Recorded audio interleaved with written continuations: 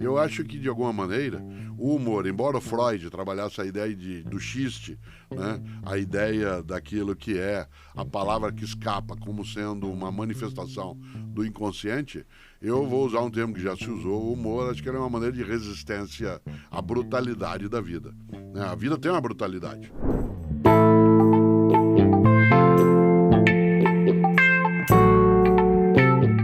Todo humorista tem uma alma atormentada, né? Os grandes, assim, os bons, eu adoro ver entrevista, você sabe, stand-up. Algo que mostre mais do processo da criação da comédia, eu adoro esse tema. Vários dizem, assim, que não dá pra você ser um comediante sendo totalmente normal, assim. Naquele momento do palco, é uma endorfina tão grande, ou o seu trabalho mexe com emoções tão intensas. Vários têm problemas familiares, quer dizer, quase todos, na verdade. Tem problemas familiares, problemas de depressão, porque é muito altos e baixos ali, aquele momento do palco. Você vive isso em certa escala. Eu estou começando a viver agora, mas a saída do palco, a volta pro momento, e lidar sempre com algo que é engraçado, né? Eu acho que quando você é palestrante, nas palestras, os momentos de maior prazer são quando o público está dando risada ou quando está batendo Cláudia, palma. Com eu sou casado disso, ela já ouviu ela dizer que ela é da área de teatro. Sim. O maior perigo é a primeira risada do público, que dá vontade de quem está falando, a partir dali, desviar um pouco do tema central e fazer com que tudo fique mais divertido e não necessariamente mais contributivo. Né? E quando você lida só com isso, ou seja, um stand-up hoje, ele tem que ser uma piada, um riso conectado do outro, assim, né? Os bons comediantes constroem isso para você quase ficar num show de 40, 50 minutos sem respirar, né? Você fica atrás do outro, atrás do outro, atrás do outro, atrás do outro. E é muito difícil manter esse nível. E o artista se cobra para ter esse nível sempre alto, e isso é uma cobrança que acaba refletindo em outras áreas da vida com muito estresse. Olha, né? Você sabe que o humor vindo da arte, da convivência, da família, do afeto, é muito gostoso quando você tem uma relação amorosa com uma pessoa ou com pessoas que sejam bem-humoradas, porque isso te deixa em estado, né, muito mais alegre. Evidentemente, né, Pedro, você sabe, eu sempre lembro, né, é diferente ser risível e ser ridículo. A ridicularização é a maneira de você rebaixar. Já a ideia do riso, do risível, é muito mais gostoso. Né? Eu tenho na minha história e memória coisas ligadas ao mundo do circo, ao mundo do cinema, ao mundo da TV, são muito marcantes. Para mim, na minha trajetória, daquelas pessoas que fizeram humor, né, tem um que já faleceu, que é o Jerry Lewis, né, que foi para mim sempre um exemplo, né, de coisas no cinema, e o humor dele era meio abobado, porque ele era o humor do atrapalhado.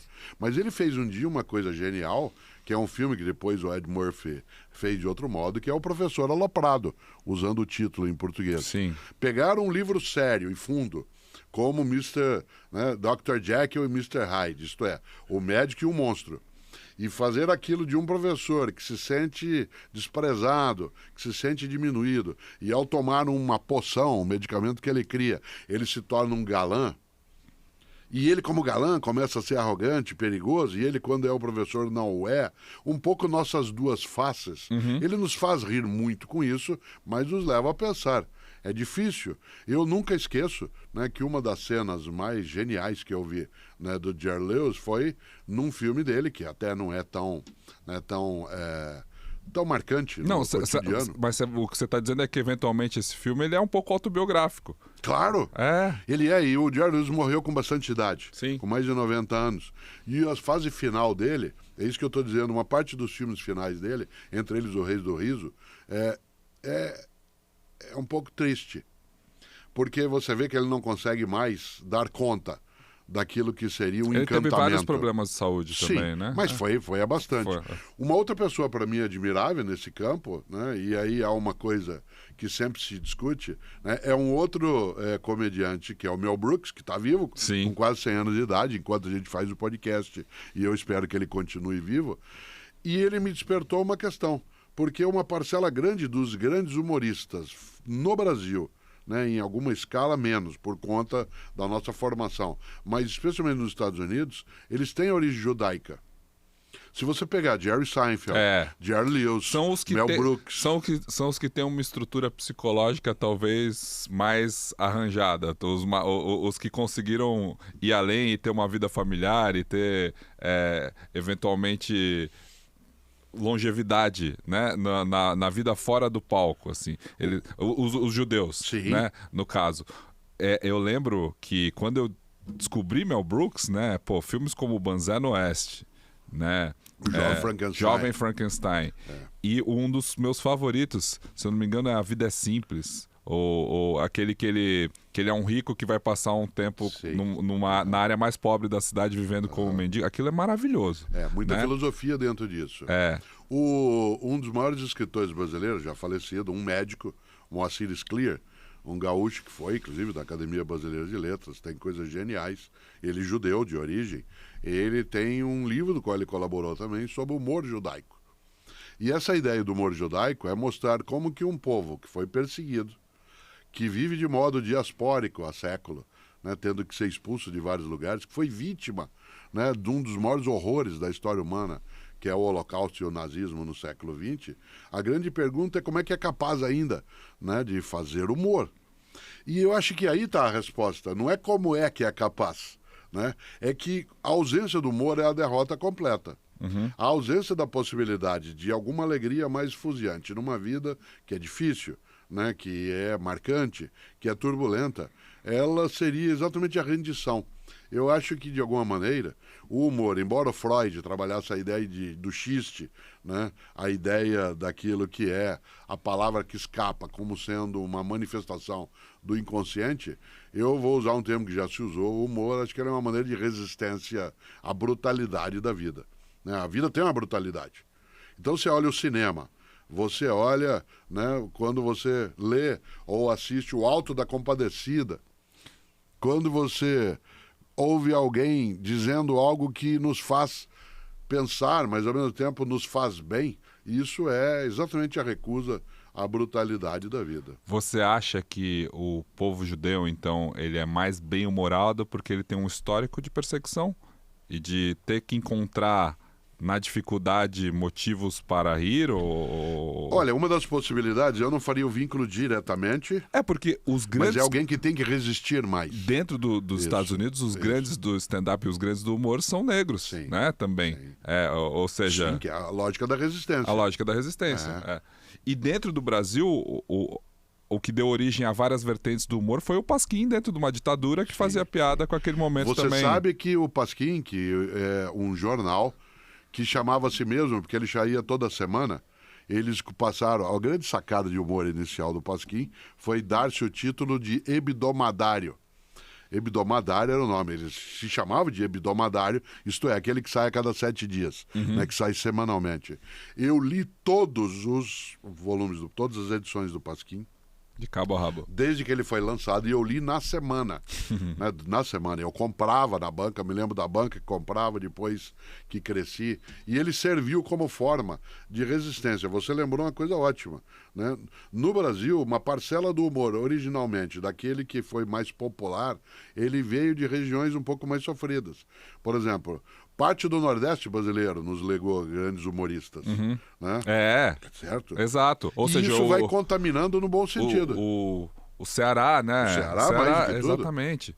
Que é a terra dos comediantes, né? E talvez eu não tinha talvez pensado nisso, mas realmente o povo mais perseguido, o que está mais nas dificuldades, gera mais humor. E a gente sempre fala assim, o humor britânico é um humor seco, refinado, é um humor duro. Mas antes deixa eu citar aqui uma coisa para não deixar passar os judeus dos comediantes, porque aí a gente já passou por toda a história do humor. A gente começou falando lá dos anos 80, daquela coisa mais básica. E depois, na adolescência, a gente descobre um humor mais refinado. E depois, nos anos 2000, chega ao Brasil com força o stand-up. E um dos que eu acho que melhor representa essa vertente no humor é justamente o Fábio Rabin, que é judeu, né? Que é um dos que eu sou muito fã também. Eu acho que o Rabin, especialmente, né, estava dentro dessa origem do stand-up no Brasil, junto com o Porchat e com outros que estavam ali mais no início, mas ele faz também um humor que tem a ver com a origem judaica até hoje. E nos Estados Unidos, os negros, a gente tem que falar do Dave Chappelle, do Chris Rock, do Ed Murphy mais atrás, do Mike Hart, do Kevin Hart, que tá bem alta agora. E lá atrás do Richard Dreyfuss? Sim, Richard Dreyfuss, não. Não. O Richard Dreyfuss não era negro. Não, era o que depois, né? Você lembra de algum filme? O Bill Cosby. Né? Bill Cosby, quando era uma pessoa admirável. Quando era uma pessoa admirável. Mas aí que tá, viu como a vertente do comediante, né? Ou seja, uma vida fora dos palcos. Richard Pryor. Richard Pryor, exatamente. Richard Pryor. Nossa, são os grandes, são os papas disso daí. Interessante, né? Porque esse vínculo entre a resistência, ela tem a ver com outra questão também, né? Se você pega numa sociedade absolutamente racista como a norte-americana e a brasileira, a pessoa tem que se destinar a um trabalho em que ela vai ter que ter autoiniciativa ou não vai ser selecionada por critérios outros como entrevista. No Brasil, o esporte, o futebol, né? A dedicação àquilo que não é algo que você tem que ser a chancela de outra pessoa na hora de escolha. Nos Estados Unidos também, o esporte, né? Especialmente o basquete, por ser algo que é esporte de rua, né? No que se refere à negritude. Mas também o campo do humor. Afinal de contas, quando você lembra, no Brasil, um outro humorista que tem ascendência judaica, eu acho que a lógica aqui não é tanto o judaico em si, mas porque na comunidade judaica faz parte da convivência trazer o humor, a piada. Alguém criado numa família, como você lembrou, em que o humor faz parte do dia a dia, a tendência é que você se sinta à vontade para fazê-lo em outros ambientes. E, portanto, você leva isso também para a tua família. Sim. E também a tua filha, por exemplo, é bem-humorada. Ela é capaz de fazer brincadeiras, é capaz de contar histórias. Ela gosta de ser o centro das atenções. Isso, ela é incentivado. Né? Esse tipo de circunstância, ela é, antes de mais nada, uma marca, né, do que o humor é capaz de trazer. Em outras palavras, o humor nos faz bem.